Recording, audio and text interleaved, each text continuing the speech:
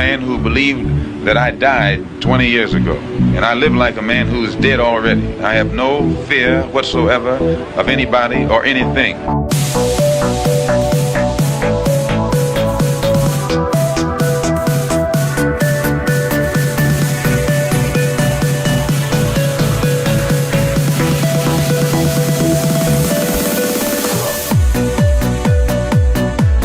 Gary Webb. I am an investigative journalist, and in 1996 I wrote a series of stories entitled Dark Alliance, which was about CIA involvement in drug trafficking.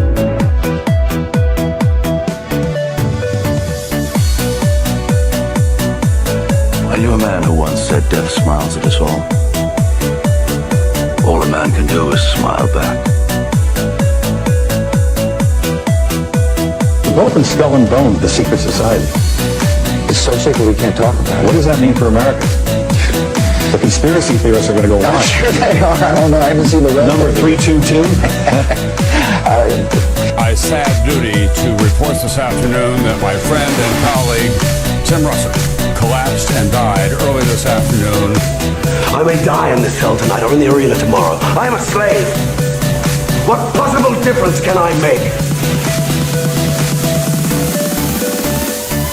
And no official of my administration, whether his rank is high or low, civilian or military, should interpret my words here tonight as an excuse to censor the news, to stifle dissent, to cover up our mistakes, or to withhold from the press and the public the facts they deserve to know.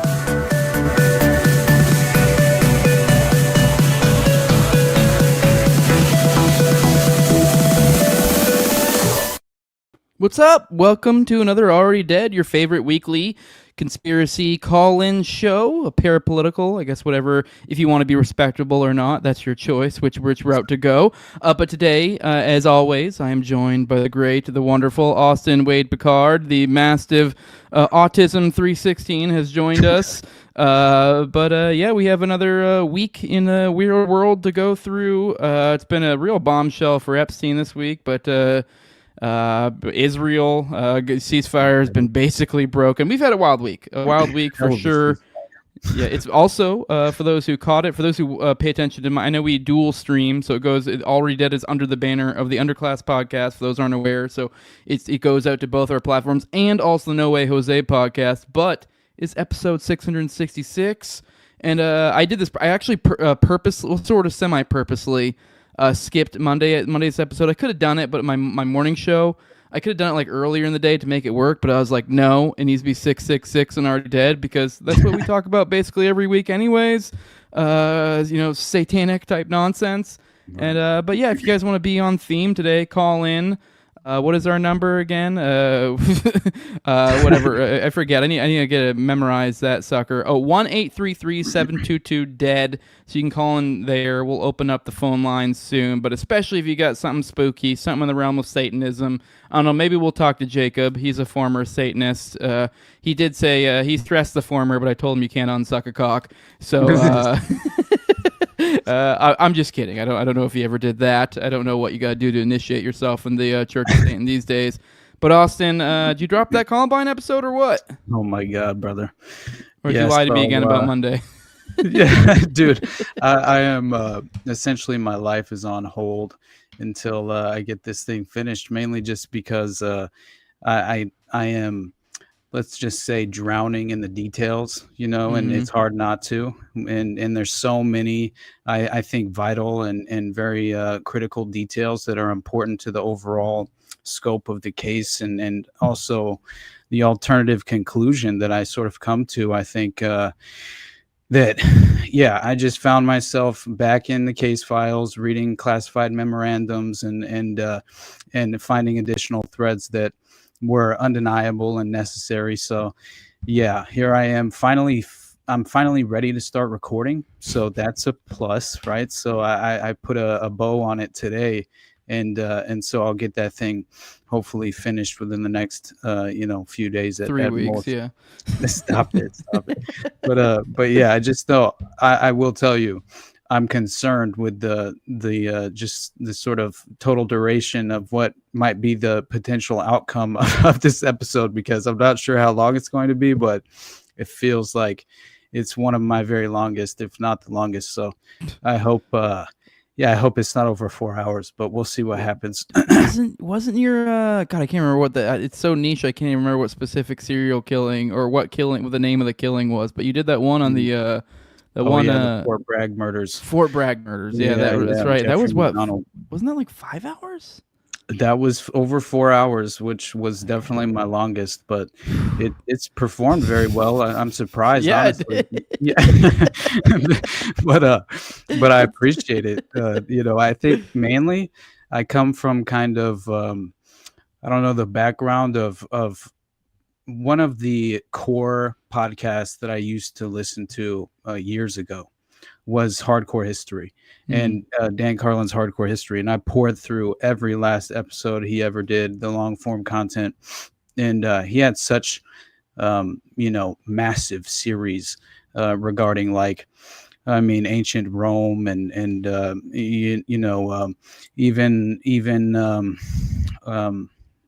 what's his name that basically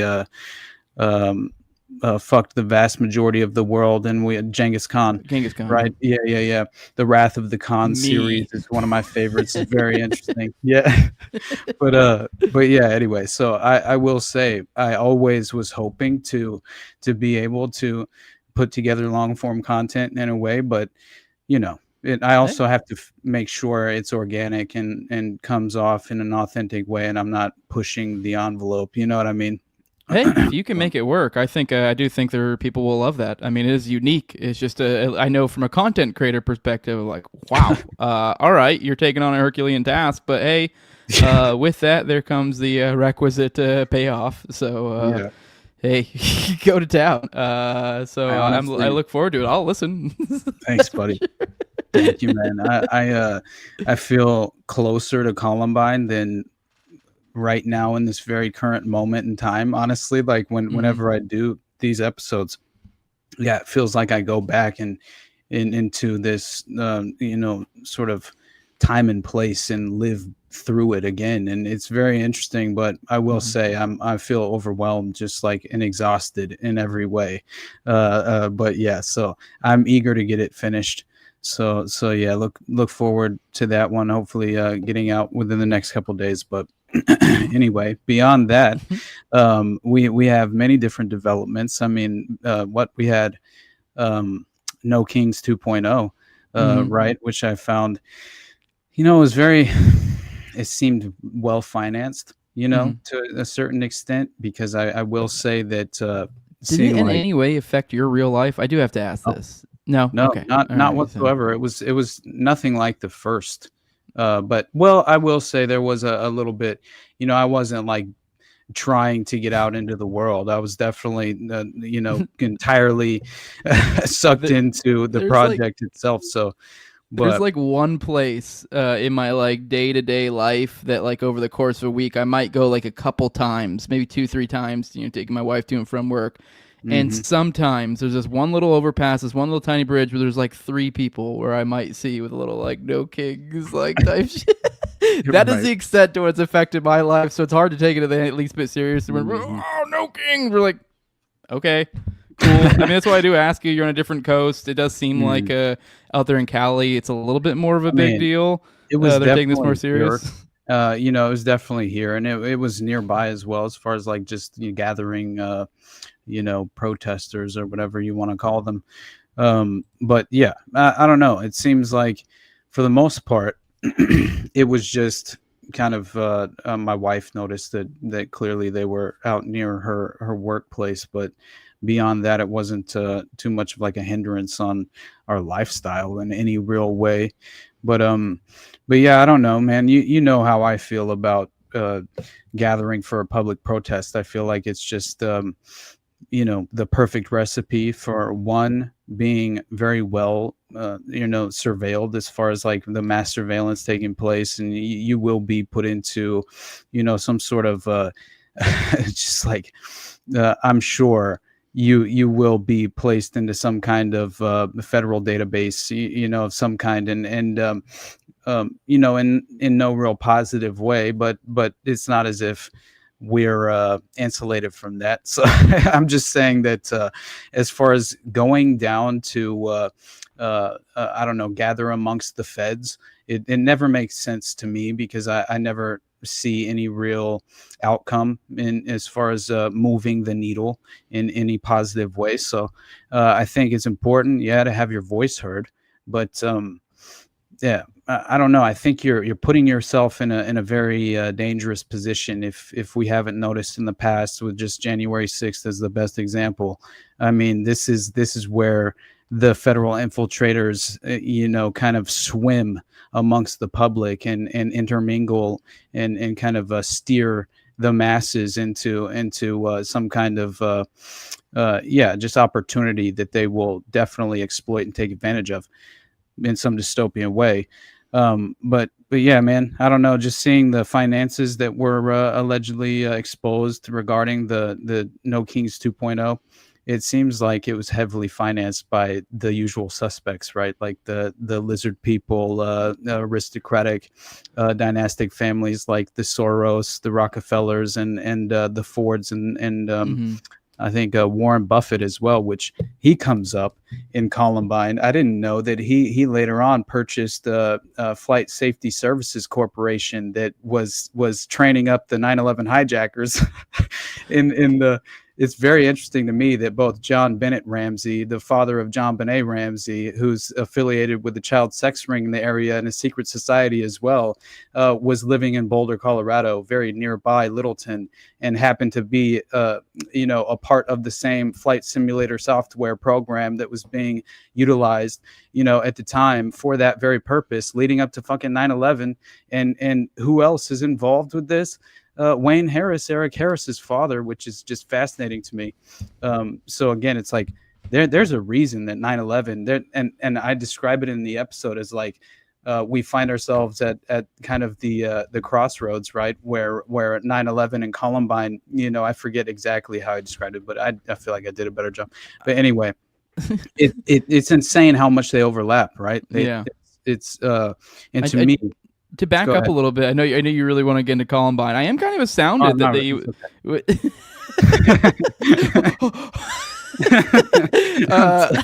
You're in like in friggin' manic in deep research manic mode. It's okay. We'll come back. But I did want to back up, but I just wanted to make a remark that I do find it and maybe I don't know, maybe that's not over yet. I don't know when the fuck, if there is an end date for whatever the fuck this No Kings thing even is. It seems like for me, for my purposes, for my world, the nothing burger, even in the world of like social media where I sometimes lurk, seems to be a whole lot of fucking nothing to me. But I am kind of surprised that I haven't seen more. You did mention the kind of the normal people, the Soroses, and they were kind of, I feel like a week or two ago, maybe a little bit longer, we were getting some of these stories and kind of we're going to lean into the Rico stuff with Charlie Kirk and this and that. And I felt like the window they had for the No Kings thing, if they were going to try to monger for some sort of nonsense, it feels like to me that perfect window seems to have passed, if not is currently passing. Like, because it seems like in the past week or so with some of the supposed No Kings things, that would have been time to really spring with whatever the hell the plan is. But I haven't seen it. I mean, I don't know. Do you have any thoughts there? I'm just kind of curious. I think maybe there's more to come. Maybe you know more about these No Kings than I do. But it feels like it's slipping. Yeah. Well, I think policy-wise, no. I mean, no real effect.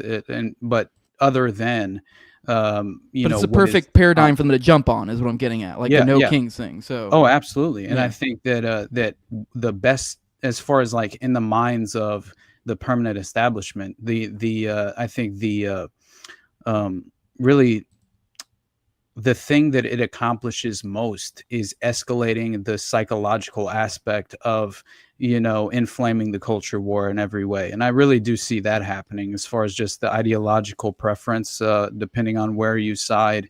Now, I will tell you, I think we discussed kind of my position on immigration and things of that nature. It's not really a priority in my mind, other than scaling back the federal government and the state in general.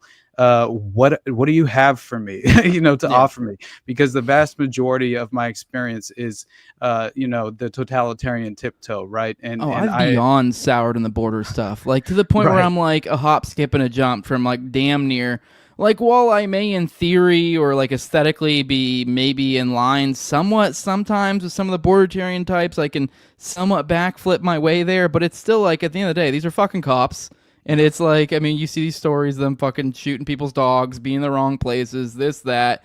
And like, sure, maybe you can make some abstract argument for there needing to be some sort of border protection, but at the very least, it's like some sort of necessarily evils type of argument, and you should be incredibly restrained if it even exists whatsoever. And it's become this bizarre, like, we gotta fucking deport them all, and we're going to unthinkingly impart all the power in the world to Border Patrol.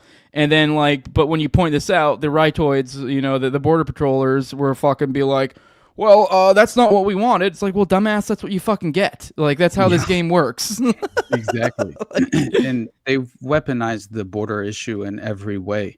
And that includes psychological mind war, and as far as just the kind of like the techniques and I think the strategic nature of what they are hoping to achieve is very much just this it's always a layered agenda where it's achieving multiple sort of dystopian outcomes at one time.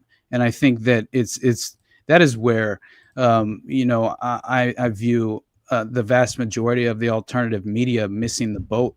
It makes no sense to me. I get how on the surface it feels so clown-pilled and ridiculous, right? And in so many different ways, it feels like we've crossed the Rubicon, right? And Did you see the Your Mom HuffPost article from the other day? No, I don't think so. Okay, we can come back to that. Sorry, I don't mean to throw you off your roll. No, you're good. No, I just I don't remember where I was going.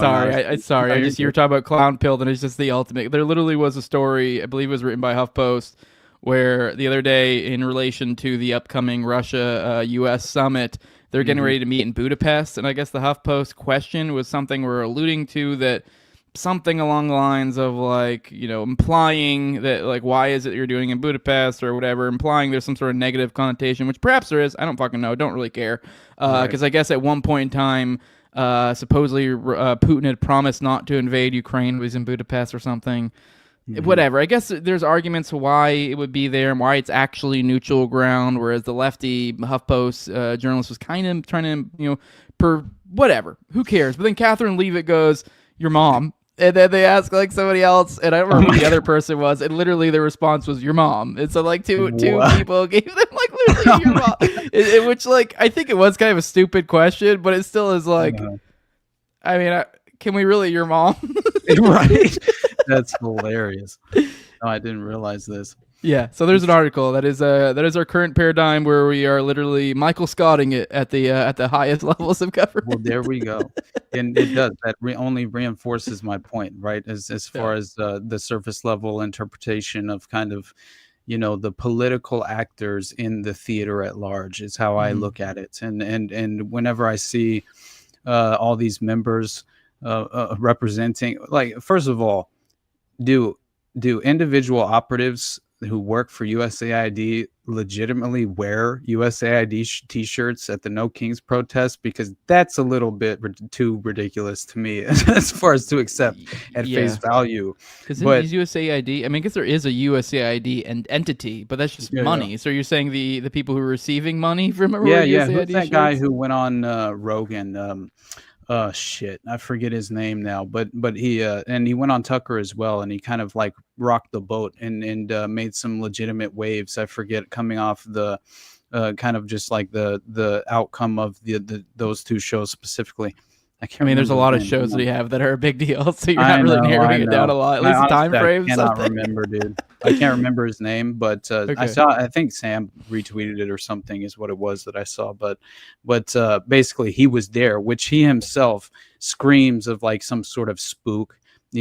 controlled asset within the media landscape in the current moment, and very clearly is just a part of the controlled narrative that's being kind of utilized in this current environment, as far as the limited hangouts that are occurring. And I think they're very much being just as far as implemented all around us. And we have, Mike Benz, that's Mike him, Benz. Okay, if you just said Fed, that's right. you were one word away from nailing it. Exactly. And I was like, I saw somebody in the chat say bald guy, and I was like, does he mean Mike Benz? Yeah, that's him, dude.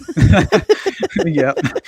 But anyway, he posts like a video of like he's down at the No Kings protest reporting on the ground. To be clear, real quick, I don't know for certain. I do not assert that man is a Fed, but boy, oh boy, does he glow. I definitely do. You assert he's a Fed? I have no problem. I will state your stake your entire reputation on Mike Benz being a Fed. Fine, dude. I don't mind. For what it's worth. Mm-hmm. I mean, it's a pretty safe bet, probably. Definitely. Ask me about Sean Ryan. No, I've had enough. Now that one, I'll probably take that fucking bet. The glow comes off significantly stronger, and I feel a lot safer making that bet. Right. Mike Benz, I feel pretty damn safe making that bet, but not to the point where I'm willing to. I don't know, gun to my kid's head. I'm not saying Mike Benz is a fan. I'm with you, buddy. Well, I guess if if I'm wrong, she gets shot, then I would guess that he is a Fed. But you know what I mean. Shit. But you heed my point, right? As far as just the bottom line here is these are the sources that people are relying upon, as far as not only their algorithm prioritized, algorithm that they're receiving. As if it's some sort of custom-made model for you and you alone.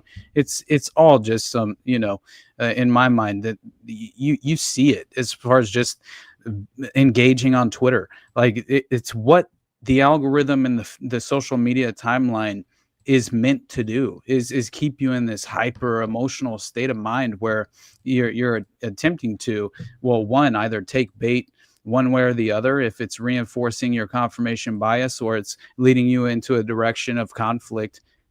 Either way, what is it really achieving? And are you spending your time wisely? And that's something I think, like, clearly I need to make more of an effort to use my social media, but at the same time, I feel it's overrated. I feel grateful. I feel grateful very often that I don't necessarily engage. I think what I do more than anything is just try and support my brothers and the people that I appreciate and know are authentic and genuine people and have a legitimate message. I do gotta say to that, for anyone who does try to build a platform or whatever, I wouldn't get too worried ever about focusing too much effort in Twitter. I mean, the larger, not that I have some mega huge account or anything by any means. I have like 11K, but the larger my account's gotten, the more I'm just kind of like. It's more that like I've just used it to just occasionally post, and it's like I don't know. I guess that has slowed down my growth, but from a creator perspective, it seems like there's less to it. Also, even just from a human perspective, it's kind of like I don't know. What do I do? What am I really trying to squeeze water out of that stone and try to shuck and jive for people?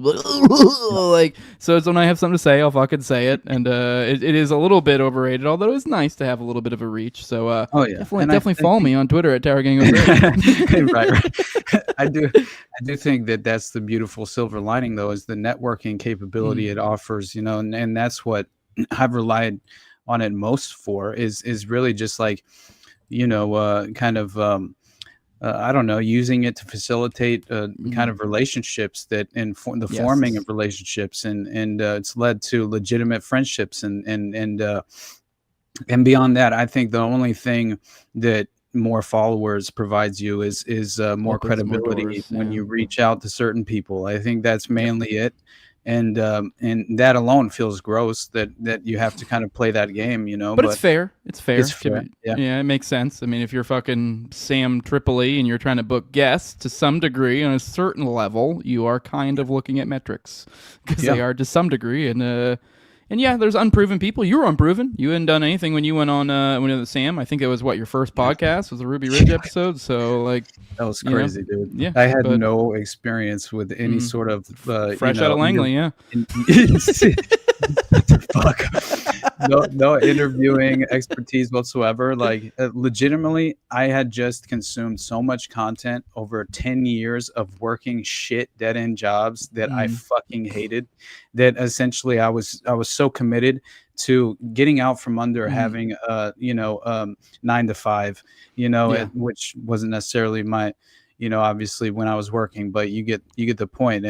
And I was tired of, having to at least comply to a certain extent because I had to retain my job position. Like that alone, I feel like COVID very much inspired me to kind of just activate myself, right, and get into the game. I'd still be in the military if it wasn't for COVID, probably. So yeah, I feel like, and then also I think I'm just very grateful for the mentality I had at the time. I was like, man, I don't care if 30 people listen to me, then I'm, that's more than what I honestly expected. And then it just went from there.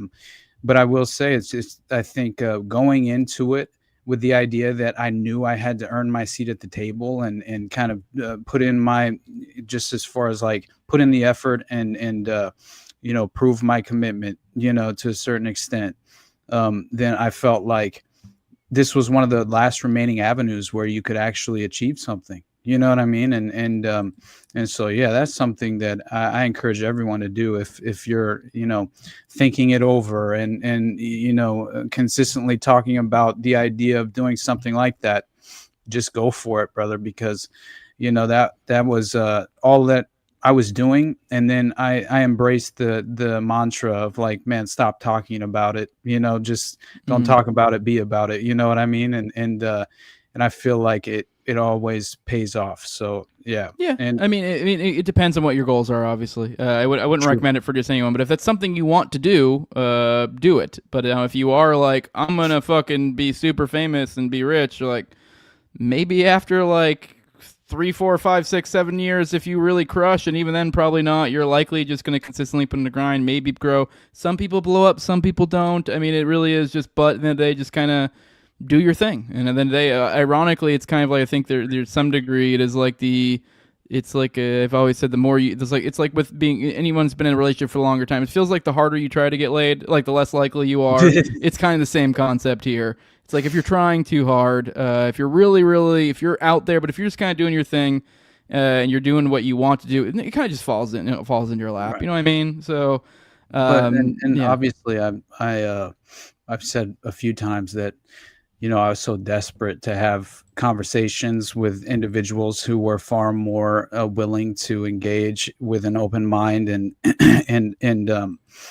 also just kind of, as I've said many times, I felt so isolated because I couldn't have those conversations, and I couldn't really. I felt as if I would refrain from engaging because at first, obviously, you want to. You feel as if you can save certain people that you love and care for, and you only want the best for them, and you have their best interest at heart. But in reality, it's I think what you come to realize is that people definitely have to go at their own pace and kind of come to certain ideas, on their terms, and otherwise they won't necessarily even be open-minded to that. And also, the closer you are to some people, the less likely they are to take you seriously. And I think that's very interesting as well. Right. But it does tend to happen. So yeah, that was the main goal. And then I also just knew, like, when I consumed your content and Sam's content, I was like, dude, if I could just talk to these guys, like, we would be fucking friends. Like, I just, it was just kind of, I knew by the vibe alone that we would hit it off. At least I thought so. And so that only, I don't know. I feel like that's the one thing that I've always been able to do is kind of gauge people's, I don't know, more so like gauging someone's intentions, and also kind of like, I don't know, interpreting the character of a person, from afar. As I'm not saying that I'm always accurate, but I do appreciate that I have typically been, far more accurate than not. So At least that's Anyway, the I love goal. you, buddy. I mean, you Yeah. learn thing as you go. Who knows? Maybe I'll find out you're a dirtbag in a week. Just kidding. I love you, brother. But I don't think we've mentioned phone lines are open. So if you want, you can call in at 1-833-722-3323. By the way, if you guys catch me distracted for the Morning Dumpers crew, Jeff snuck into my main room, and so I'm distracted by him playing in the corner. I may have to sneak off and kick him out of the room at some point. But yes, phone lines are open. Austin, tell me about Satanism and Columbine, because you were spurging out like a motherfucker before the show, and so I didn't catch any of that. So you can go ahead and rehash that. This is the sort of beautiful things you guys get in the pre-show, which if you support me or Austin's Patreon, you can hang out on the pre-show and the post-show. And you usually get at least a probably solid 10 minutes or for each pre-show and post-show of Austin spurging.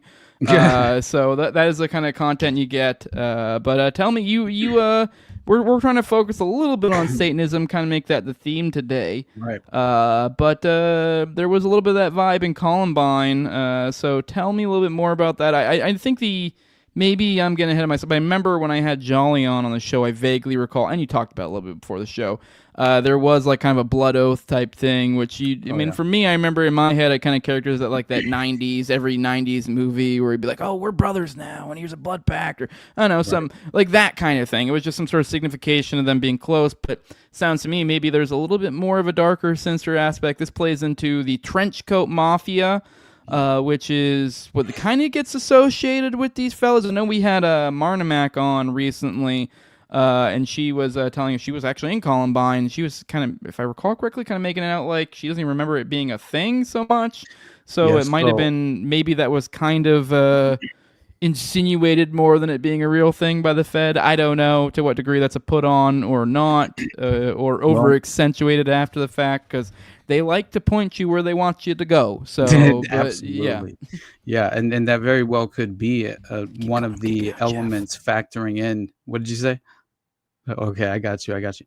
So it might obviously be a factor as far as one of the elements that is involved in terms of the misdirection that was playing out as far as planting the official narrative. But at the same time, I'm starting to view the Trenchcoat Mafia from a different lens.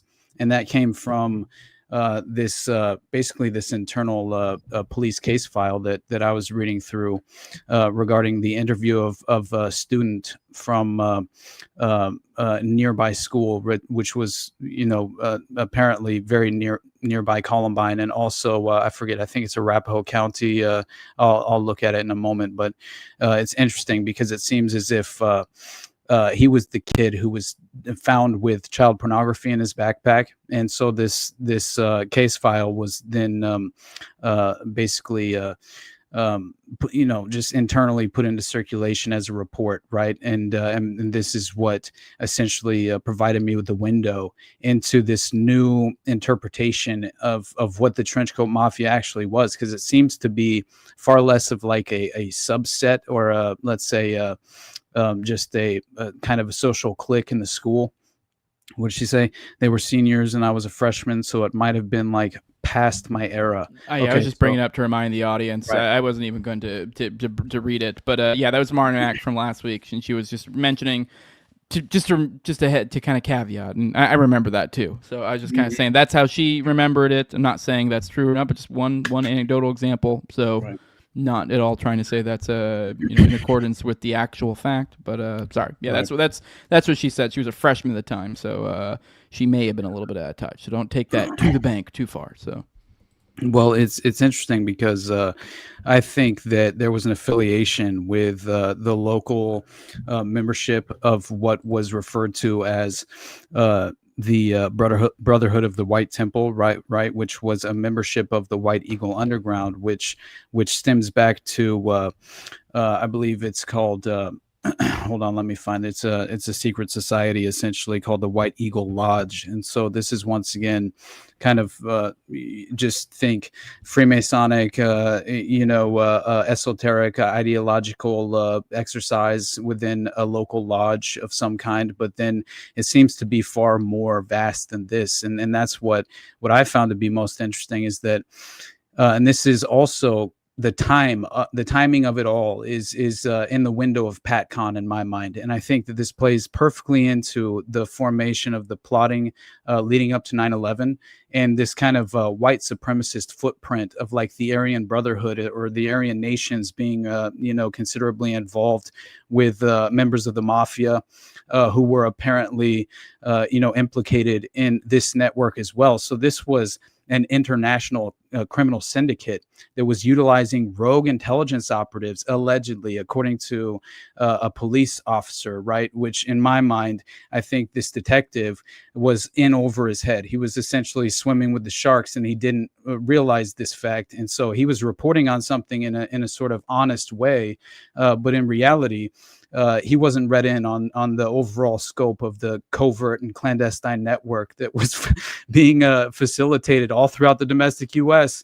I'm talking training centers, compounds, where there's one specifically in Colorado, they call the Colorado Complex, and it was blowing my mind because this is the location, the very location that it was headquartered in, happened to be where one of the delivery drivers, which was the married adult male from a Blackjack Pizza, was and a legitimate, friend and associate of Eric and Dylan, right? Who had apparently partied with them, was living in this exact same area and was also friends with the individuals who worked at Blackjack Pizza, who were also adult males that provided them with the weapons that they utilized in the Columbine massacre.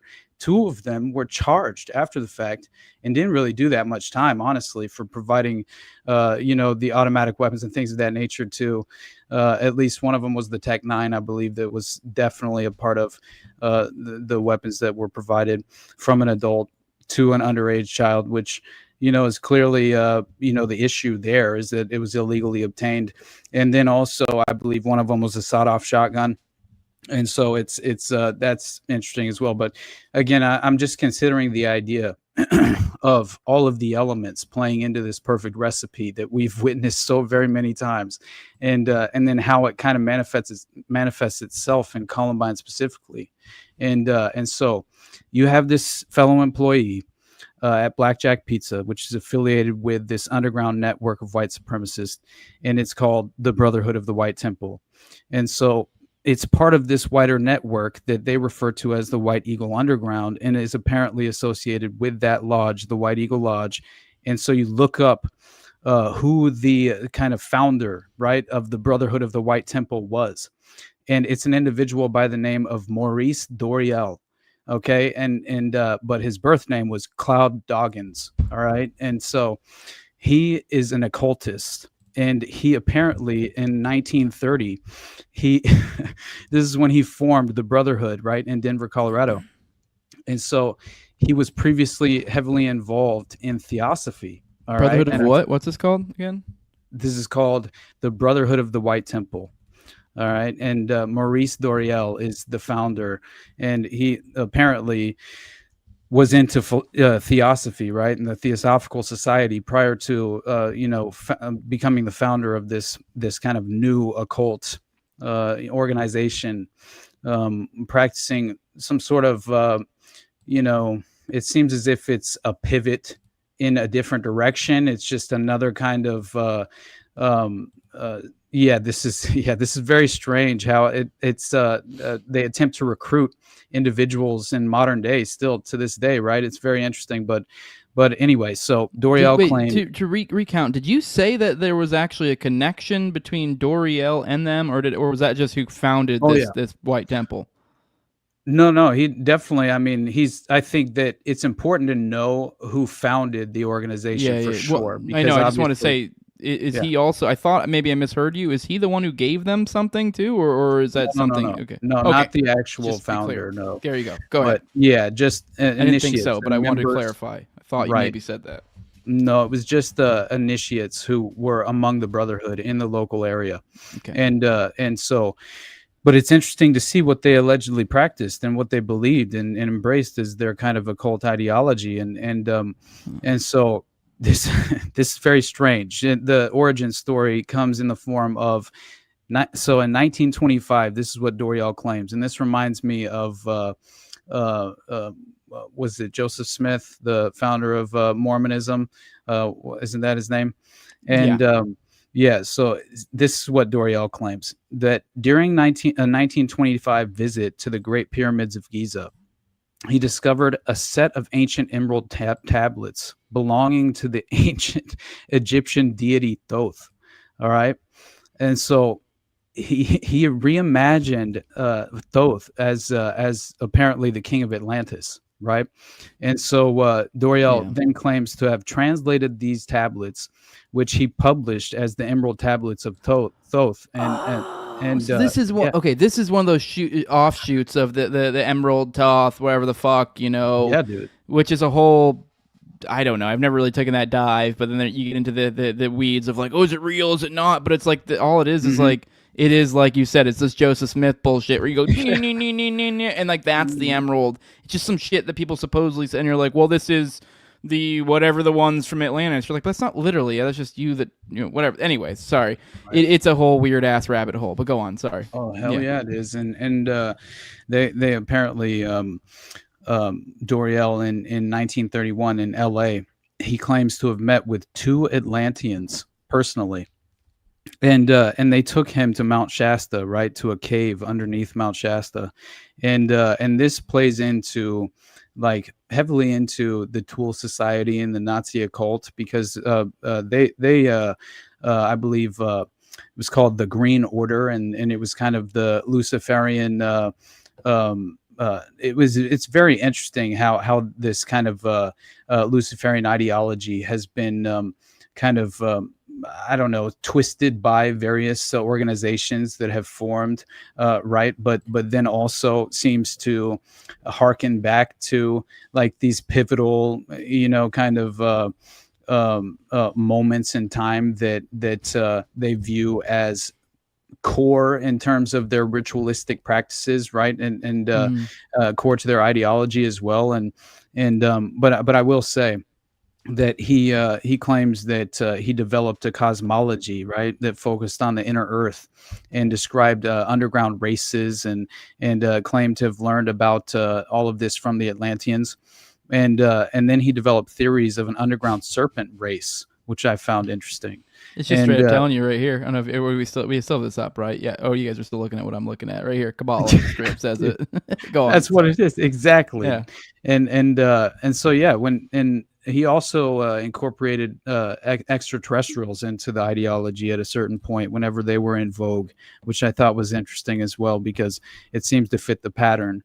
And then he goes into the idea of that basically he claims that the second half of the 20th century, the serpent race would ally with the Antichrist, and he believed that there were 3 types of flying saucers, including one piloted by these serpent people who were once icebound in Siberia, and then defrosted and replaced and overthrew the communist regime in Russia. This is all a part of the lore.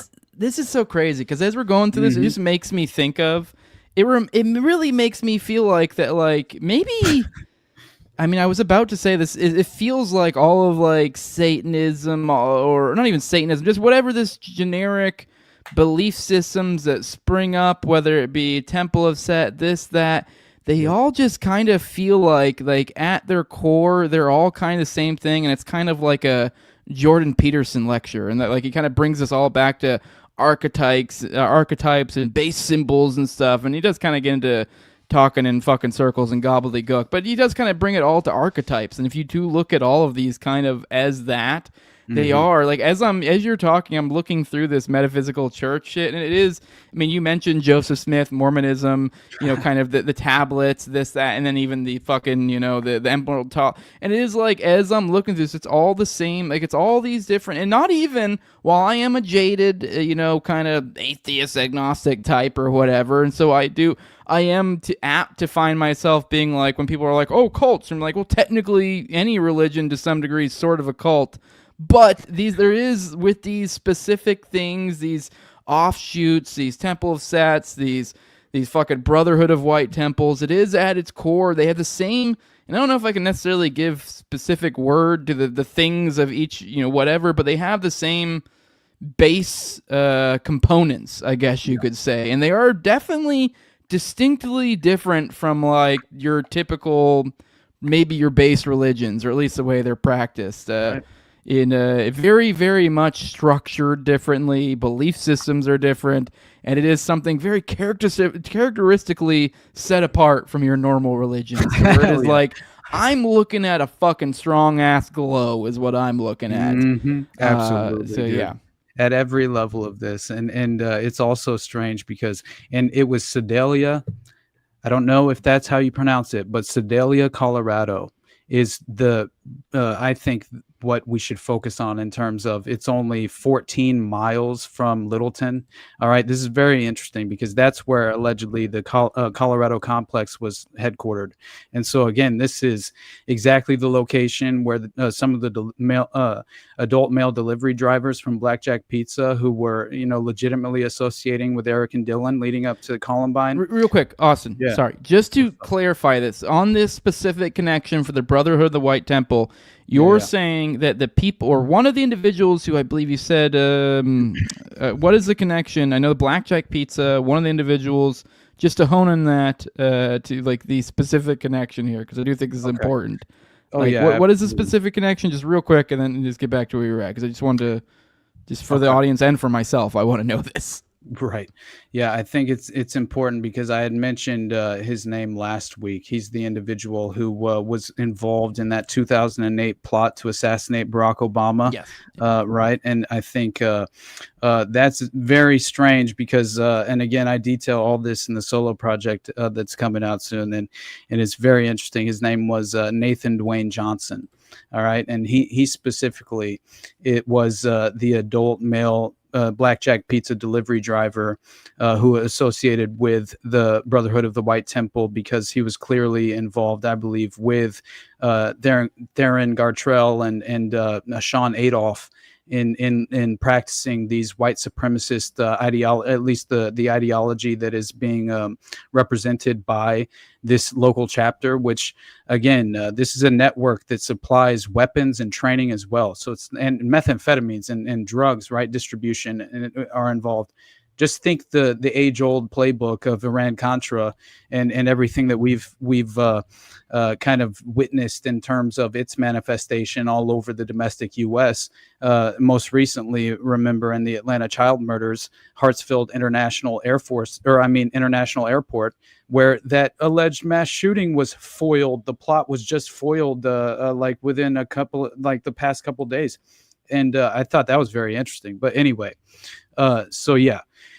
This individual was definitely one of, I believe, the Blackjack Pizza associates that were affiliated with this local chapter of the Brotherhood of the White Temple and the White Eagle Underground, more specifically, because that network is the wider, vast network that is kind of providing the umbrella of the facilitation and the distribution and things of that nature, right? The recruiting as well, because so much of this was having parties, recruiting young people.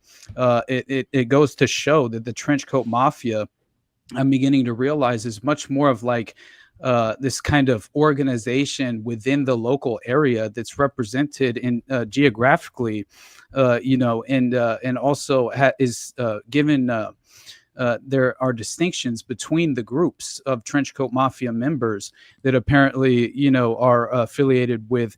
They even have separate names based on their geographical location and things of that nature. But we'll get into that as well. I just think that, to cover the fact that clearly, I believe, Nathan Johnson was heavily a part of this wider network. And that was even suggested whenever they investigated him during the 2008 plot, right, to assassinate Barack Obama. That was one of the priorities of the detectives who were charged or tasked with investigating Nathan Johnson and Theron Gartrell and Sean Adolph. So that is very interesting to me and at least worthwhile in mentioning. And then there are also two other members or associates of Dylan and Eric that worked at Blackjack Pizza, but I'm forgetting their names right now, but I can pull those in a moment. But still, By the way, I did want to mention this is literally like very much like the Temple of Set. There's a membership. There's as I'm looking through this, they literally have like it's like it weirdly feels like almost as if they were putting like a kind of a nicer face on it in a lot of ways.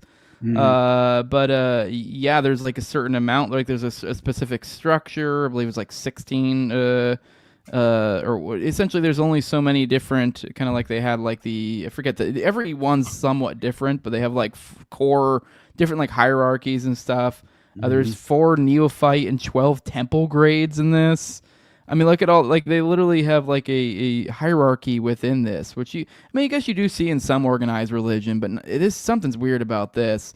And you see and as I've said with the Temple of Set, it almost feels like they even said in here too, there's like they're going into how you'll be able to kind of teaches you the secret meaning of symbols. It's literally basically telling you you'll be able to occult things, which is kind of what I've been saying with like the Temple of Set stuff. Is just kind of that, like, if you know what they're saying. I always use the example that is brought up in Eye of the Chicken Hawk, where there'd be like in multiple, child trafficking rings, where they'd be like, back pages, weird little ads.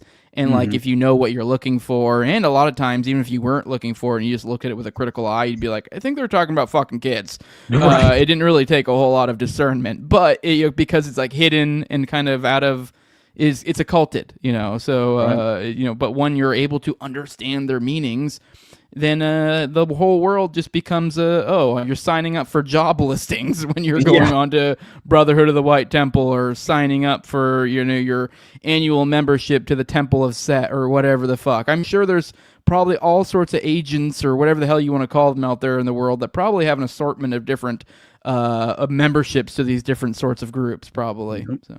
Definitely, man. And but I do think that clearly when you see this individual Doriel, the founder of this organization and occult ideology, basically he pulls like a Jim Jones type situation, where whenever he relocates the church or the organization itself to Sedalia, Colorado, he basically predicts this kind of nuclear holocaust, right? This nuclear war will take place, and so he has this kind of apocalyptic vision in this language that he's using, and he puts a date on it, I believe, as well. But he inevitably died by like 1963. But still, I thought it was, critical to kind of at least explore the origin story of this movement, because again, what does it do? It instantly reminds us of the pattern recognition that we consistently witness in terms of the temples of Set and the Discordianism and all these various occult organizations, which were, in my mind, they kind of like they were strategically leveraged against the public and went public through various scandals or high impact events at a certain point, or even just. I mean, I wouldn't say that this specific organization ever went very public, honestly, other than their recruiting techniques. And to this day, it's interesting how they attempt to recruit people. And apparently they promote themselves as a metaphysical church studying the original Gnostic teaching of Jesus and the secrets of alchemy, Kabbalah, and the Akashic records, right? And so then also they have a recruiting pitch. Join the Brotherhood of the White Temple, a correspondence church that offers a series of lessons on occult, metaphysical, and spiritual science. And so clearly they're practicing ritual magic as well, right? Which you had kind of, I don't know, just suggested a moment ago, but this is when I discovered the confidential investigative memorandum that blew me away, right? In terms of the interpretation and description of the White Eagle Underground, which is directly associated with the Brotherhood of the White Temple being just kind of a local chapter representation of this organization and agenda at large, in my mind.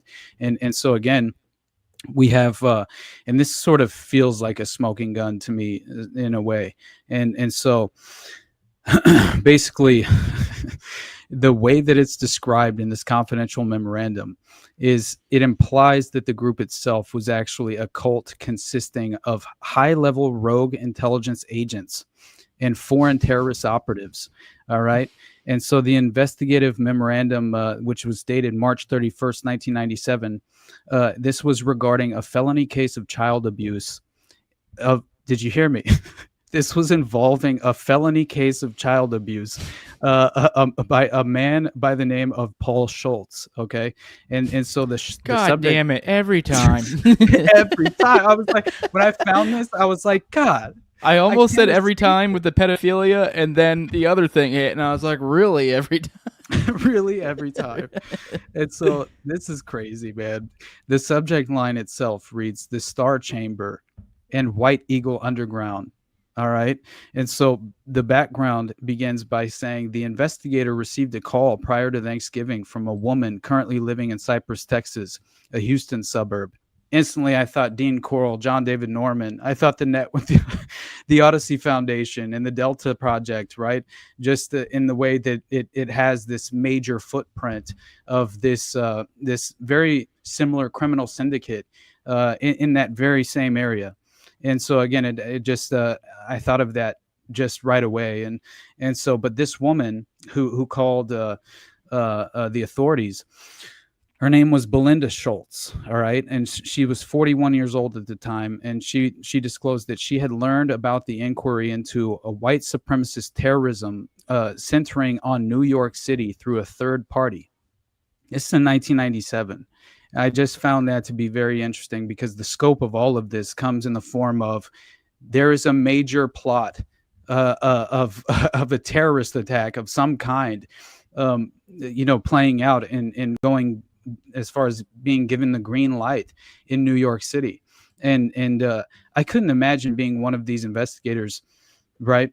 After 9/11 and leading up to this for years, you've been suggesting that there's this very well-established and entrenched network of intelligence operatives that they view as rogue, that are attempting to attack the domestic citizenry of the U.S. But in reality, I think we already know what we kind of interpret that network as, and their overall agenda of strategy of tension that they seem to implement at every turn. So yeah. Apparently, one of the psychotherapists that was present at this Dallas office where an investigation was being conducted apparently relayed information about the inquiry to a cult investigator in the Houston area who knew Mrs. Schultz and was close to her at the time. So then she relates all of these details to the detective of her case and basically says, and this is according to the investigator, he says, she did this in a manner that sounded extremely professional and credible. The details seemed to match the general picture with which the investigator was working in Texas. She also faxed numerous pages of background information, including a police report. And this centered once again around a felony child abuse case with charges filed against her ex-husband, Paul Schultz. And he was residing in Brazoria County, south of Houston at the time.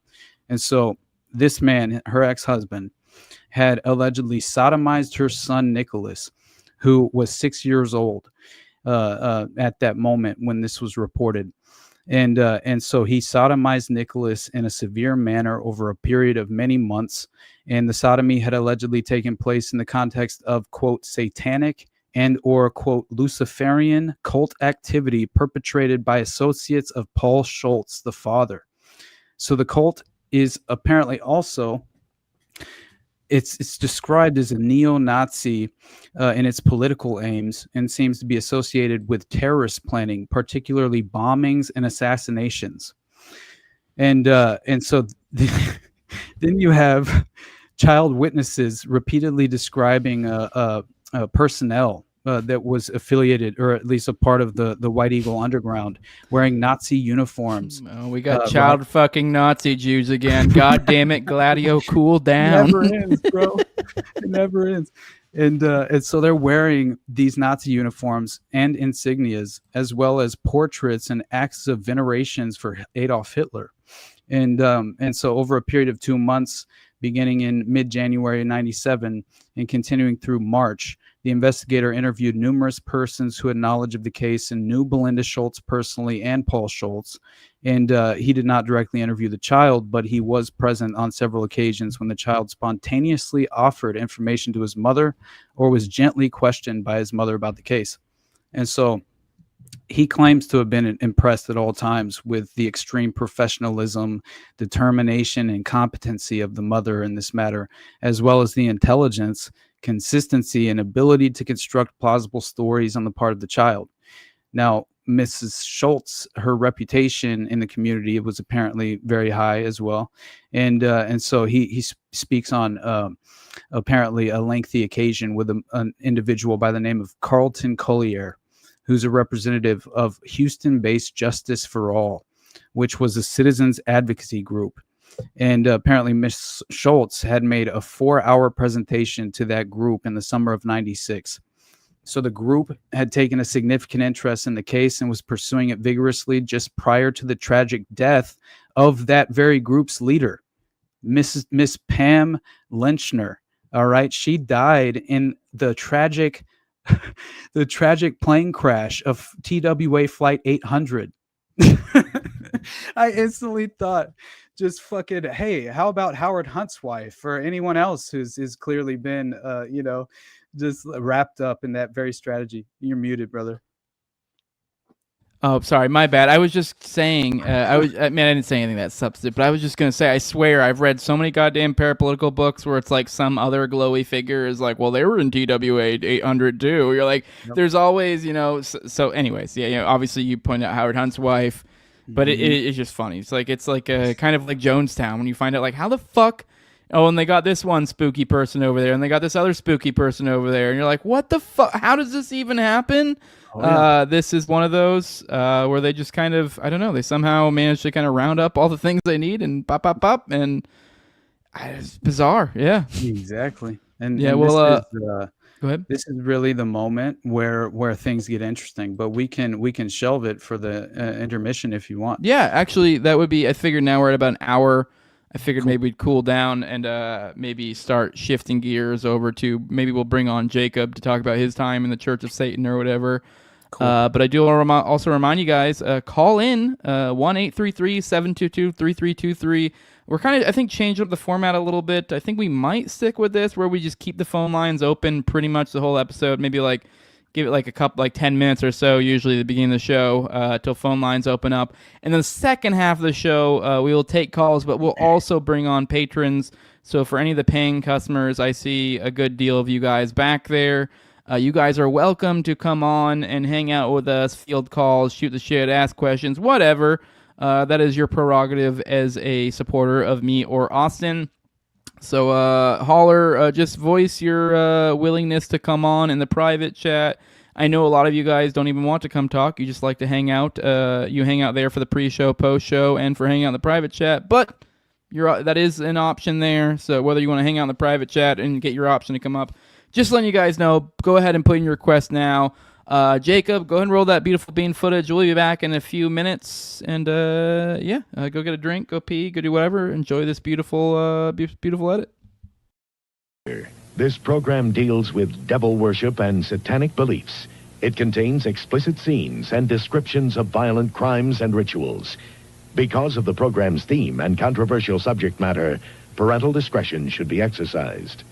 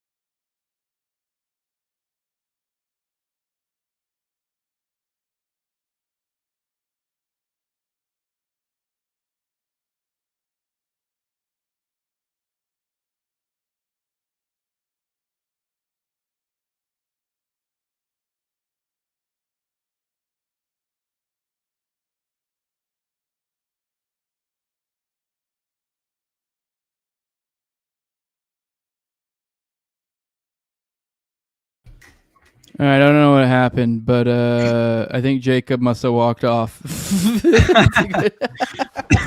Hey, chat's still there, so hey, we're still here. I don't know what happened. The intermission frigged up. So oh well. Sorry, I noticed. I would go take a leak. Came back. Oh geez. So yeah, sorry about that. You had a little weird lull. Sorry. It is what it is. But yeah, I guess we just pick up where we left off. I don't know. I didn't catch the. Go ahead. I have to at least finish the point that I was trying to make as far as because it is insanely fascinating as far as what this individual Paul Schultz was potentially at least practicing as far as his own strange ideology, but then he also seems to be very much involved with the organized crime syndicate in the area, which to me screams the Gladio playbook, which is clearly always kind of the formula that they rely upon, and so just as far as what she claims, that she basically ran a commercial air conditioning and air filtration business with her ex-husband Paul Schultz, and this is from the ex-wife Belinda Schultz. So she says the two of as far as just the pair of them, they managed this small company which had been previously owned by Paul's father, Carson Schultz, which I haven't yet been able to look into his background, but I'm assuming that he also has similar connections because it seems to be very much fraternal and right in the as far as just.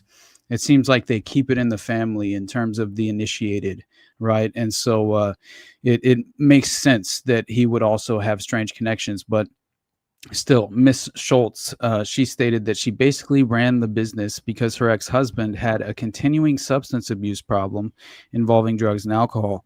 But she also stated that she and her husband at the time had high security access and security clearance.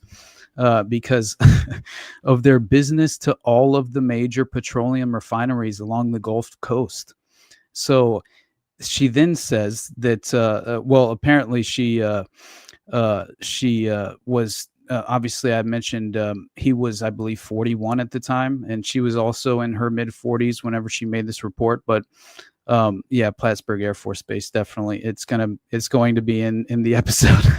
Believe me, I go very deep into the 18-level subterranean underground facility that that they apparently were running behavioral modification, experimentation on individual subjects, which had even potentially been sexually traumatized or assaulted in the course of the experimentation by the psychiatrists who were involved at this operational level.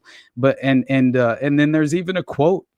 There's a quote allegedly from Eric Harris, coming from a childhood friend that grew up on the base with Eric, and I believe was even a member of Plattsburgh's baseball team with Eric when he was like 12 years old.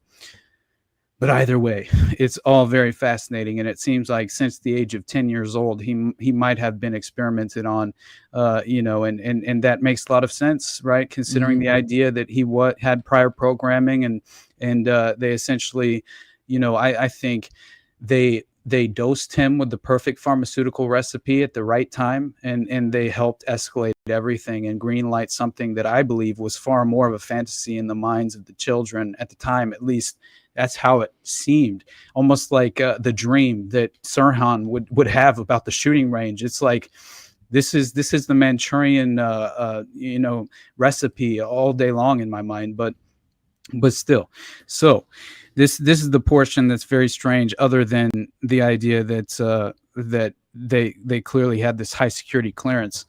It's more interesting that he was currently employed during the report with Custom Air Products on right in Northwest Houston, but basically Miss Schultz claimed that he himself had even concealed his past during their marriage, right? Which is very interesting. But so she then claims that she had been told by his mother that both he and his brother Buddy, who was also in the air conditioning and filtration business, were connected to the Mafia, right?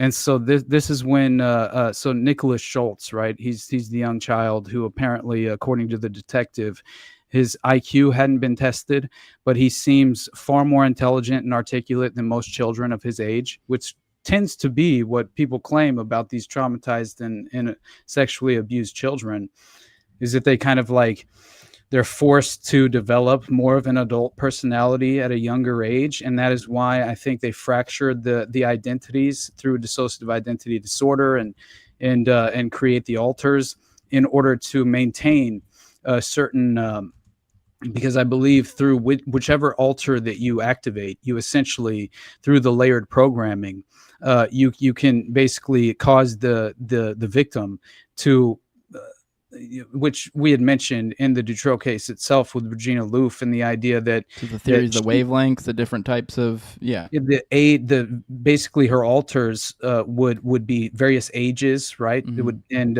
have different identities attached to the alters themselves, and one of them was essentially she was just behaving as a prepubescent child, right? In every way, and yet was entirely open and suggestible to whatever sort of sinister, proclivity of the perpetrator. But either way, it's very strange that this kid was at least kind of described as being very high IQ or at least overly intelligent for his age. But then you have and this again, it's this is all coming from and being related by the mother, but it looks as if she was 100% credible in basically every way. And so anyway, Paul Schultz, right, through his family history and connections, was apparently associated with the leadership of the White Eagle Underground in the Houston area. So there we go. Instantly, you have that component of through his family history and various connections that had been, made prior to. So I definitely believe that there's some sort of involvement by the father to some extent. If this is a family that's engaging with the mafia, that in itself is interesting. But yeah, we've talked on this show, I believe, and I covered it in my series. And the Lanza, actually, I don't know if we did cover in the series. Actually, think about it. Sandy Hook Lanza's family has a lot of mob ties as well. Obviously, we've talked in this show the LIBOR scandal connection. So there's so many goddamn little webs that we can connect. Yeah, John Benet Ramsey's father, John Bennett Ramsey. He by the way, he goes to Atlanta right after John Benet Ramsey and that insane scandal, and that was during the Atlanta child murders, which is very interesting because one of the key investigators, which helped cover up the John Benet Ramsey case, helped cover up the Atlanta child murders case, which is crazy that he was skipping around from Colorado to Atlanta to Houston during the Dean Coral. So every single layer of this seems like they have these assets in place that they will then, at least they will then kind of tap them to infiltrate the overall kind of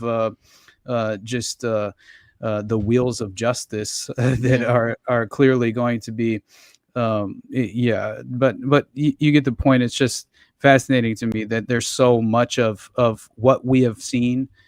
You know what I mean? It's the pattern recognition screaming out from the rooftops, right? And so anyway, this White Eagle Underground, he's involved with and associated with the leadership, and so this is apparently when you have. Nicholas, right? There's all these incidents and stories, as well as this other child named Lauren Roberts. All right, so you have Nicholas Schultz and Lauren Roberts, who are these child victims, and she claims her father was allegedly involved in the same, what she called the cult, which it looks as if this is far more interpreted as like an occult organization with a wider network, kind of facilitating the overall function and recruiting aspects, and I think it goes beyond just the weird occult practices that they would exercise, but so according to these child victims, right, and she claims her father, Lauren Roberts, her father was involved in the cult, and apparently this is all consistent with the mode of operation and the facilities used by the White Eagle Underground, known to investigators at the time. This is in 1997. And so the investigator was able to identify one facility which the child and the mother thought was in Texas, but in fact was in Colorado, which I thought, again, right, you have a footprint. And so that facility was in Sedalia, Colorado, and was known as the Colorado Complex. And as I mentioned before, Sedalia is only 14 miles from Littleton, right? It's like a 21-minute drive. And so Mr. Schultz apparently took Nicholas to meetings at these various facilities used by this White Eagle Underground for social and religious reasons, instead of political or strategic purposes, allegedly. And so because of the child's alleged pure Aryan bloodline, he was apparently tapped at an early age for leadership. That fits directly in with the Christmas Adventurers Club from, right, that I mentioned Sean Penn's character joins in one battle after another that we were talking about a couple weeks ago. It's the exact same profile as far as this kind of Aryan bloodline being a priority and focused on, and this cleansing of the right, as far as just re-implementing the dominance of the Aryan race. And it's a very strange ideology that they're practicing, but it does seem to be centered around this, strange race war ideology of some kind, which kind of plays into even Manson to a certain extent. You know what I mean? As far as playing up the context of Helter Skelter and in this right, this apocalyptic race war. But but anyway, so it was due to his Aryan bloodline, right, that he was chosen and tapped for early age for leadership. So the child describes incidents where adults in Nazi uniforms actually prayed to him. He then described conversations with a woman named Lilla, or Miss Lilla. All right, and she offered to be his stepmother after his natural mother had been killed in a ritualistic sacrifice. So they were planning on killing Belinda Schultz. So this is according to Belinda Schultz. Nicholas, her son, had identified Miss Lilla as none other than Lilith Aquino, Michael Aquino's wife, right, from the Temple of Set, the high priestess. And so that to me, right, how do we find Michael Aquino once again, right, reappearing and resurfacing in this context? And so Miss Schultz seems to have been purposefully selected by both her ex-husband and the cult for the breeding of Nicholas because her alleged bloodline. Right? I mean, what are we doing? And the nature of that bloodline is apparently Miss Schultz. She claims neither her parents seem to be aware of what the white supremacist view was as crucial to the plan of genetic engineering. But yeah, I guess it was. Who the fuck do they think the Aryans are with a name like Schultz? Is what I have to say. I know, right? And but yeah, she so her genealogy is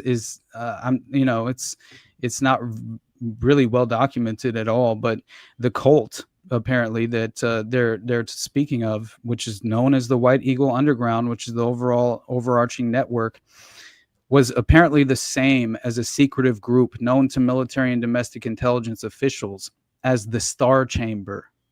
And this is where you have Michael Aquino very much playing a pivotal role, because the Star Chamber was the decision-making cadre of the White Eagle Underground, and consists of high-level intelligence agents from the CIA, the Army, and Germany. All right, and apparently Russia as well. And so that kind of made me think that makes a lot of sense as far as the representation at Waco, right? I'm like, why are all these foreign military intelligence officials present while they're gassing the Branch Davidians? It's like that seemed like some sort of operational experimentation. Okay, we're greenlighting this. Let's learn something. We're studying the outcome. And this is what we will, I think, implement going forward to some extent. But who knows? But either way, this the star chamber, right? Is the children described these How men in many military points are uniforms. on this star, Austin? So I haven't gotten a visual of it, but I know that they apparently refer to themselves as first star and second star and etc. Right? They would this is what the children described, where the men would refer to themselves that were in the military uniforms. And so, according to this highly reliable source, based on the detective, the nomenclature used by Star Chamber, this is exactly, it's apparently a textbook for what they have used in the past. So it seems as if the children were accurate in that assessment and in that test as far as what they testified to of witnessing or have witnessed. But and so even more interesting is that the children described circles of stars at the facilities, which were the emblems of the Star Chamber. And the Star Chamber it was apparently implicated in various covert operations over the years involving drugs, weapons, even child slave shipments from Latin America, particularly Mexico. And this matters in the context of Nicholas Schultz, because the connection comes in the form of a Star Chamber operative known as Tenorio Luga. All right. And so Tenorio Luga was apparently a homosexual lover of Paul Schultz, the father and perpetrator and ex-husband of Belinda, and member and leadership of the White Eagle Underground. And so Luga is Tenorio Luga is the homosexual lover of Paul Schultz, who is bisexual in his orientation, according to the detective, and was allegedly involved in the sodomization of Nicholas. So Mr. Luga was known personally to Miss Schultz and other members of the Schultz family, and is also known well to the ATF in the Houston area, apparently, and has been under investigation consistently for weapons stockpiling and threats of bomb making. And so the investigator was shown a mugshot of Tenorio Luga by one of the ATF officials. And so you have other sources suggesting that Mr. Luga may also have been an active BATF informant and had close ties to both the CIA and to the Salinas gang that formerly ran Mexico and is currently under international scrutiny for alleged drug trafficking and money laundering. It is unclear whether Mr. Luga is a Mexican national. It has also been suggested that he may be Arabic and from a country in the Middle East, such as Libya. Because the children described repeatedly having seen stockpiles of advanced weapons, including planes and helicopters, it is likely that the White Eagle Underground, under the command of the Star Chamber, is planning major assaults on government facilities. This was all reported by this investigator. It's just insane to me that they're talking about an organization apparently committing and launching biological and chemical warfare to fulfill these threats by these militias, right, and ties with the Aryan nations and the local mafia in the area. But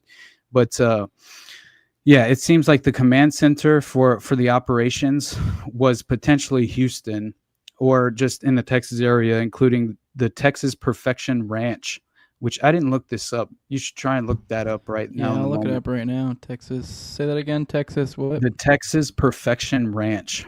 That sounds spooky. And Nicholas claims to have visited this place, and it's southwest of Montgomery, and Montgomery, Texas.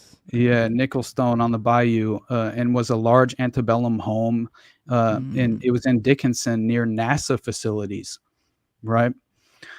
And so, yeah, it's very interesting. And it seems like there was even a prior memorandum that was filed October of '96 that talked about this terrorist threat against New York City. And it's honestly mind-blowing, right? I think there may have been I mean, I don't know if this was purposeful or not, but I'm looking here and there's there's neighborhoods in Montgomery, Texas called on Perfection Ranch. I believe they almost also looked like there was like a real estate thing of Perfection Ranch. So I don't know if this is some glowy something where, they kind of, make redundancies, so it's hard to find what you're looking for. Right. But or I don't know, maybe was this a specific location, or was it a neighborhood, or? Yeah, it straight up says that this was an antebellum home, right? That was that was essentially in Dickinson, I believe, is near these NASA facilities, and it was on the bayou, right? And apparently, I don't know, it seems pretty horrifying if that description is accurate. You know what I mean? Like it seems fitting, some sort of plantation home that's committing, ritualistic child abuse and fomenting some sort of terrorist plot by on behalf of the Gladio network in its modern form. But that's at least how it screams to me as another clear window into how these how these operations come to fruition, and so again, I'm not at all shocked, but my God, the level of involvement with Michael Aquino even making another appearance, it just goes to show how I think this has been so well established and deeply entrenched for so long, that I think the kind of the powers that be, the individuals who really are this kind of aristocratic cabal, it fundamentally leveraging the political puppets, right, to kind of benefit the ultimate agenda, when in reality they're just kind of pulling the strings so they dance and cause distractions and more than anything keep people from fundamentally acknowledging the root cause and what's truly playing out. And that's why, I don't know, it kind of comes off as especially when you witness the additional thread of the kind of reinterpretation of the Trenchcoat Mafia in Littleton and the surrounding area, then you begin to really question, I don't think it was some social clique in the school at Columbine alone. No, I think that it was much more a sort of influence operation of some kind. I was seeing people in the chat and today and yesterday, or not yesterday, last week, that I recall saying that the Trenchcoat Mafia was more than just like an individual concept at that school. There was like I don't know if that's what it was called at a lot of schools or what, but I guess that is kind of like that was kind of like a thing. Maybe I'm wrong. I don't know. It was a little bit before my time because I was born in '91. Columbine was like a little bit before, so I can't really vouch for whether that was in the culture, but that's what it seemed like a social fad of some kind. But it seemed a little more organized at certain layers of the kind of group in the area, and I think that is where you have the kind of adult co-conspirators that play a role more so, because there was an individual who's a member of the Trenchcoat Mafia shot out in front of his home, which is one of the homes that Dylan and Eric were partying at leading up to Columbine, and they allegedly were the more violent faction of the Trenchcoat Mafia in the area, and were kind of much more focused and prioritizing just some kind of legitimate violent plot of some kind, and beyond that, it seems as if they played into this idea that they were modern vampires that required bloodletting ceremonies, and that they needed to it was a requirement to shed blood, and initiates at the leadership level had to also obviously have this kind of bloodletting blood ritual ceremony to become initiated, which it makes sense as far as the kind of cannibalistic factor that played into Eric Harris's journal and his personal diary, because he like fetishized or like fantasized about raping a girl and then cutting her up and eating her. And it was very interesting, but it played into the idea of normal growing pains. Yeah, what are we doing? Doing? It's confusing time. You have new thoughts coming in. All these new feelings. Yeah, body's changing. Meanwhile, everyone else is describing them as normal kids that they're having typical interactions with.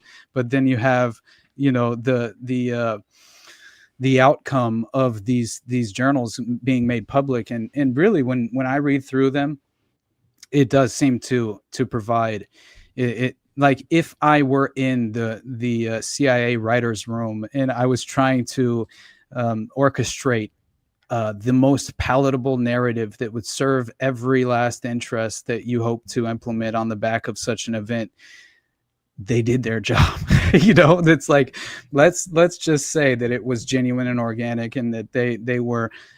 I view Dylan as being in a dissociative state when he's writing in his journal a little more often than even Eric. Honestly, I'm not sure, but yeah, it definitely it should give you pause and raise some red flags. But the Trenchcoat Mafia description that came from that kid who was a student in El Paso County, I believe, and essentially that was the El Paso County Sheriff's Office that filed the case report regarding this, and this was in May of '99, leading up to the massacre.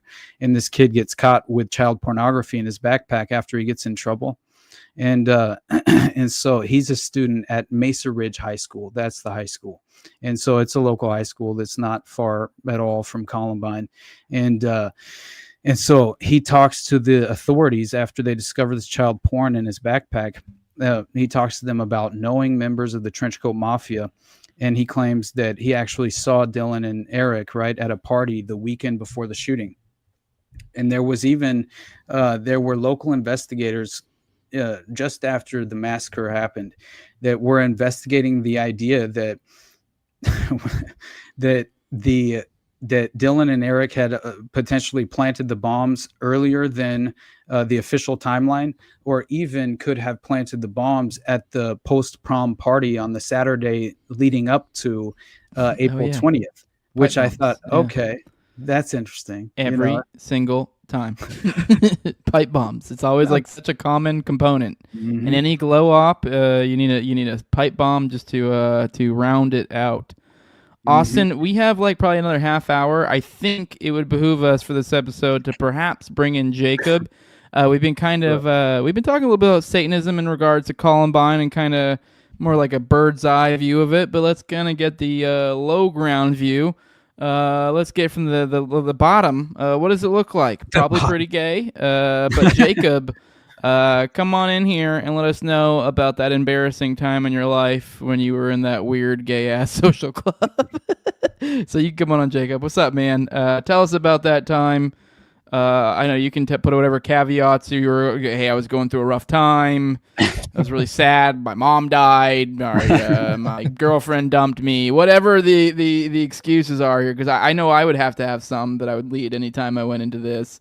Not to dog on you too much, but how do I not? It is right. Well, I mean, I actually got more chicks, because I was a edgy atheist, So, and I was dark. I was dark and brooding, and but I mean, so I grew up in the LDS church.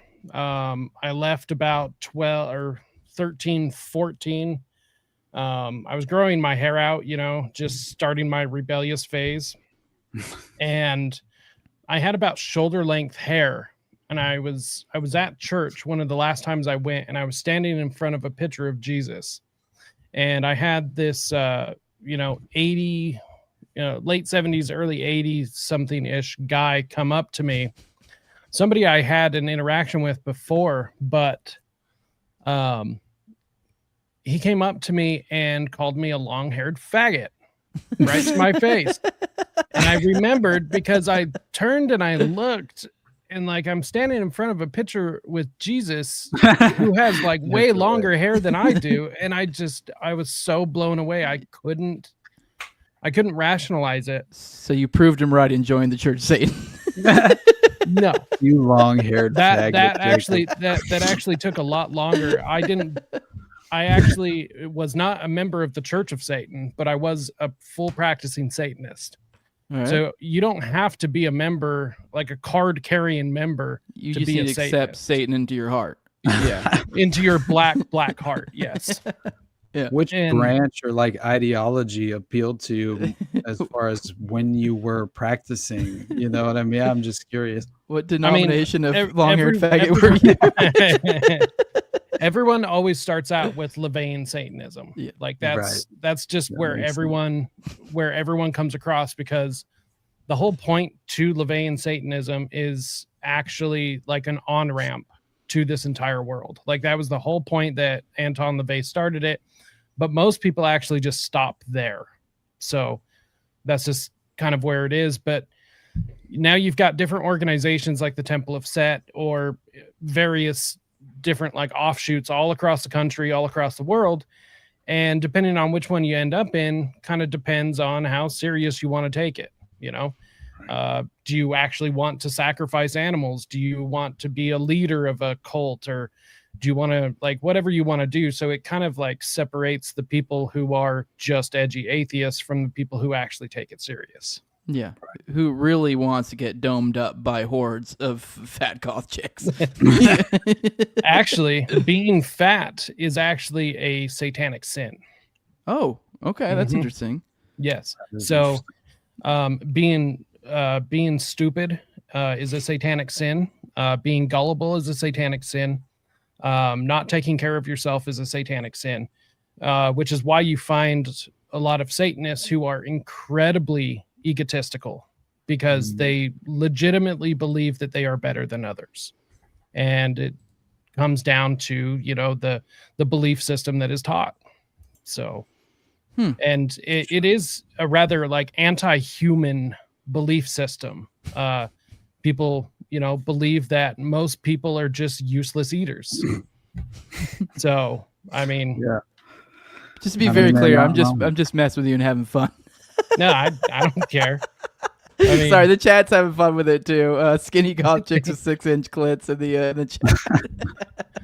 Sorry, that's the least gayest thing I've ever done. So okay, but in all seriousness, while we're goofing, what kind of vibes are we talking about with Satan? I mean, I know I vaguely, as I do mention, I did weirdly have a period of time around the time I guess I could say I lost my religion, where I did get weirdly into like philosophy in that, but so it did kind of butt you up against those sort of people, because it is kind of a lot of the atheists do get into that, and it's like it's sold as a, you know, kind of a community, and so like part of, you know, the logic is, you know, one of the positive things of church is a community that comes with it, and most people don't really have, you know, some sort of go-to community unless you have, I guess, some sort of hobby or something, and most people just don't. So this is where Church of Satan comes into, but I just was always, to me, I was just like, dude, this is gay. I guess not to be redundant, but it's just... It's no more gay than anything else. It's like edgy. Well, I just meant like it's like edgy boy. It's like it's a lot of it's people. Like, yes. Well, to me, it's like, what is the point? I mean, maybe I don't get it, particularly me. I mean, maybe I just had a lot going on, wife, kids. Like I don't know. I guess maybe if I was single, if I didn't have, maybe I would have been interested in some sort of community. But it just, for me, nothing about it appealed. But I guess also the concept of church wouldn't appeal to me. Even if I was religious, church sounds awful to me. So to me, I guess the idea of like a Church of Satan, it's like, well, now we're just having the same problem, but with like people who like to wear black. And let's be real, I have a feeling that probably a lot of those people tend to be probably your social rejects. I know I do keep harping on that, but let's be real, you don't probably tend to end up. I mean, there are outliers, obviously, but like generally speaking, not the people who went through a normal life that end up in the Church of Satan, typically speaking. So I guess just kind of, how the fuck do people get, like, I don't, just more inside look, I guess. I don't really even know what the questions I'm getting at here. It's just, to me, it's always been weird. How do you even end up here? I mean, there is. I mean, you came from the Church of Mormon or whatever, so to some degree, maybe you did come from a weird spot. I guess I can understand that, but I don't know, maybe you saw. I mean, you were in Utah, so I'm assuming maybe you saw more of that, so maybe you had a different experience. But I mean, so it's incredibly decentralized as far as a belief system goes. So even within like the Church of Satan, because, you know, you have the Church of Satan, you have the Satanic Temple, and then you also have Satanists versus Luciferians, and I mean, you have largely atheists, but there's also people who actually do believe in Satan as a deity. So I mean, there's literalists. It's a rainbow of all black and various shades, you know. It's like there's all sorts of people, but largely the vast majority of Satanists or Luciferians even are just edgy atheists. Period. That's how it is. Yeah. That is the case for sure. Right. And most people are just normal like anyone else. It's just they're Satanist. And most people do it because they had a bad experience growing up with religion or something like that. Like that was a very common story. But they are nice people, you know, it's just like anything else, you know. Yeah. Each group has really good people and they're shitty people, they're weird people. So, I mean, it really is no different than any other, you know, social group, I guess. But then there are those people that do take it very serious. And within that group, it's probably between 25 to 35% that take it genuinely serious and actually believe these things. And amongst those groups, you have basically like two different kinds of people. So you would have people who do take it serious, like the Michael Aquinos, but they're fucking nerds. Like straight up nerds, okay? And then yeah, he was a nerd. There are a tiny amount of people that are genuine Satanists that are genuinely scary people. These people, they don't look like Satanists. They typically wear button-up shirts and Dockers. You would never even know in a million years. And in fact, they'll probably claim some other type of religion to be able to hide behind. Those people do exist, and they are into some really terrible shit. So it is a small amount of people, but I mean, those people do exist, and they are typically generational. But yeah, I mean, for the most part, like Satanists are who you think they would be. You know, people that probably shop at Hot Topic, you know.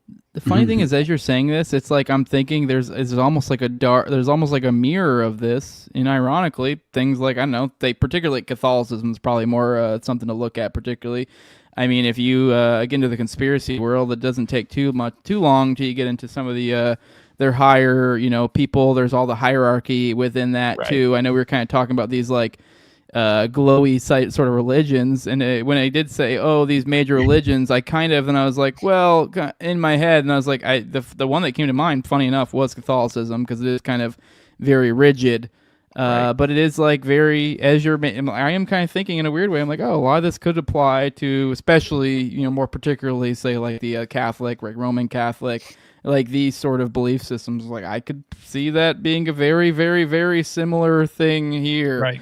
You know, I mean, I guess that might get into like realms of thought, like Sabbateanism and sort of thing. As like you even said there, kind of the idea of like claiming something else, you know, idea of like, oh, I believe, which is, you know, what Sabbateanism is. Like, let's be real, like Satanism, it's kind of all vaguely sort of the same thing as we were kind of getting at the beginning here with like concepts like Kabbalah or Temple of Sat. I mean, they're kind of all these similar concepts.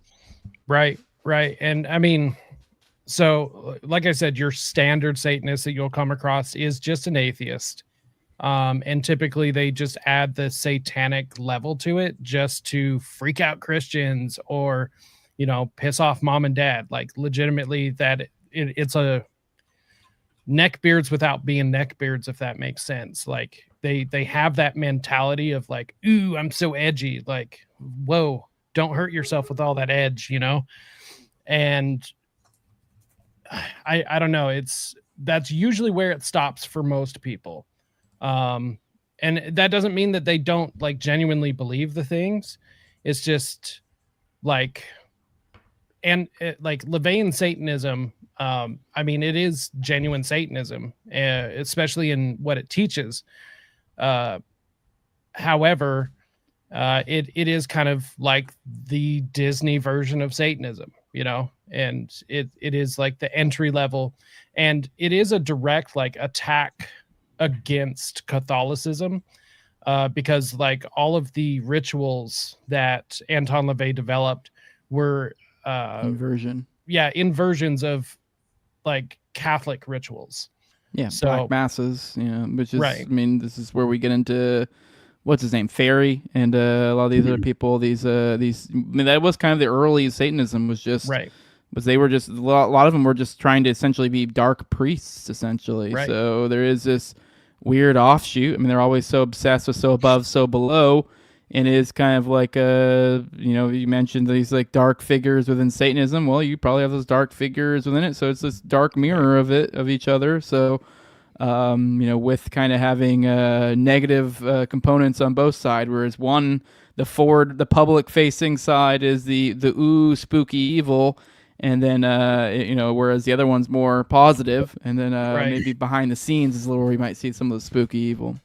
Right. Now, my personal experience, I did end up signing up for the Church of Satan one time, but I let my membership lapse because my issue is I just have an issue with authoritarianism, and Satanism is incredibly like follower driven. Right. So like they demand obedience, and I can't go with that. So I was the ultimate edge because I was the lone wolf.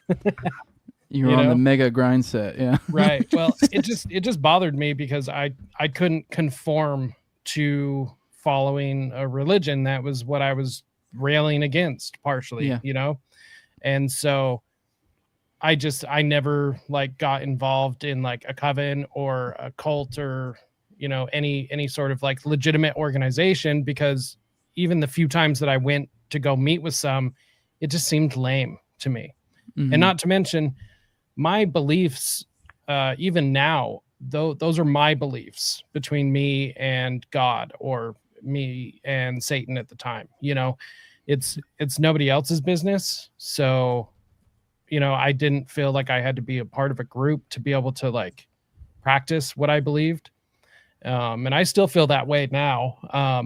But yeah, it was definitely interesting. I was approached a few times to like lead organizations because I was so not okay with being a follower. But that was even worse because then you also have to like watch your back. There's a lot of backstabbing. It's kind of like the Libertarian Party, actually. Well, they're trying to give you mid-level management at that point is what they're trying to give you, which is like the worst. Right. But then that makes sense. That's what they do whenever you're trying to leave an organization. Oh, what can we do to get you to stick around? Here you go. So it's that sort of thing. Yeah. You do get approached depending on, how serious you take things. You do get approached by different organizations like the Temple of Set. Like that is kind of here in the States anyways, that is kind of the next step, if you are going to take it serious. I mean, I was reading through that thing Austin was talking about earlier, that like church or whatever, the brotherly, whatever the hell, Brotherly Eagle or whatever the fuck. It was like Brotherhood of the White Temple. There you go. Close enough. But even then they had like the 16 degrees. And then I think after that there was like 4 degrees, which are like I think the higher level or whatever. And the 6, they were even saying that it was like 4.5 years at least just to make it through those first 16 thing. And then from there, then you have to be asked to go up to the next level. So, So to your point of kind of them asking around, that's not that unbelievable that I guess they would obviously recruit from within. I mean, to some degree, I guess this is kind of a good way of understanding what when people are talking about like a feeder group, what we're talking about with say something like Patriot Front. I know I've talked about before with like Ken Silva on my show, and that's been what he said is he thinks of it as more of like a feeder group than an actual like Fed group, because I know everyone goes Feds, and you're like, well, that's kind of not entirely true. Yes and no. It's like I said, like a feeder group. It's probably like there are Feds that kind of pop in and out, but it's not necessarily, I mean, maybe at times it does or does not, but that's probably not necessarily its main function. So more so than it is just to kind of be like a herding ground. And from there we go, I like you and I like you and I like you. You're coming with me. Like that's kind of what is occurring here. Yeah. And that sounds like what's probably happening at Church of Satan. So yeah, it's a funnel for sure. And I mean, it is entirely up to you where you go, but that's the same for, once again, any social group, depending on how you move up in, whatever structure of whatever group you're a part of is entirely up to you.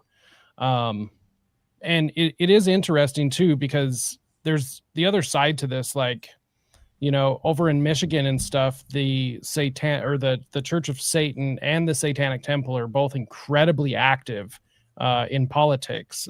Typically, the Satanic Temple is actually more involved in politics, just because, like, that's the whole purpose of the organization itself. So the Satanic Temple is a atheist organization, so they don't actually believe in Satan as a deity.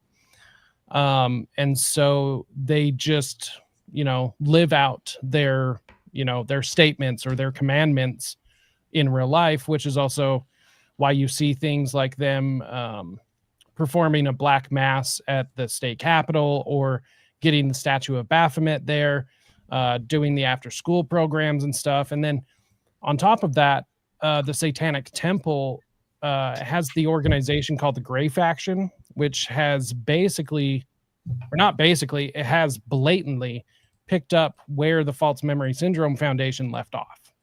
So they literally picked up the torch of the False Memory Syndrome Foundation and are now carrying it. And of course, they're, you know, entirely egoists. So they're thinking, or they portray it as we're doing this, you know, to save people from really bad therapists that are only trying to manipulate you and earn a bunch of money. And I mean, they blatantly deny the existence of you know, DID and multiple personality disorder. I mean, they say that it doesn't exist at all.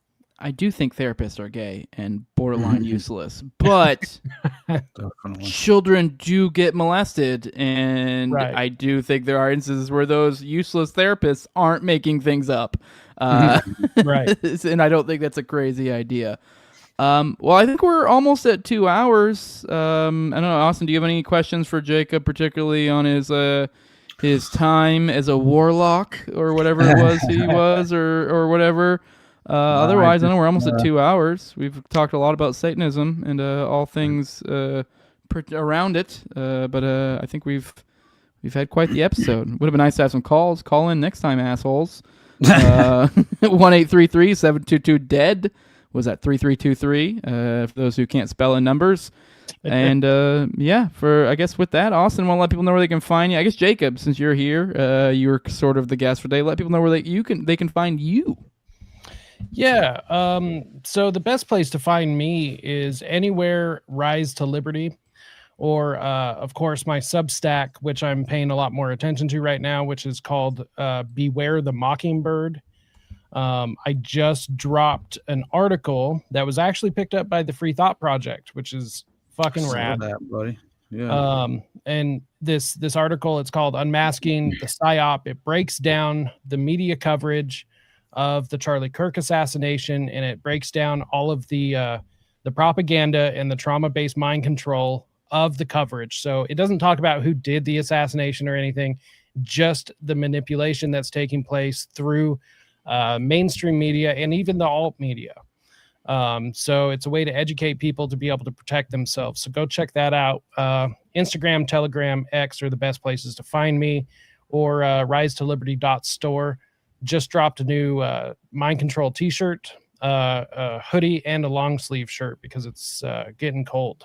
So that's the best places to find me. Otherwise, here every Tuesday. Oh yeah, brother. Austin, by the way, I see people in the chat, I guess, have trying to get us to go to Waco Fest, which I guess is in either January or February. I don't know. I mean, we should maybe look into trying to do some things, but I don't know. That might be a little bit too.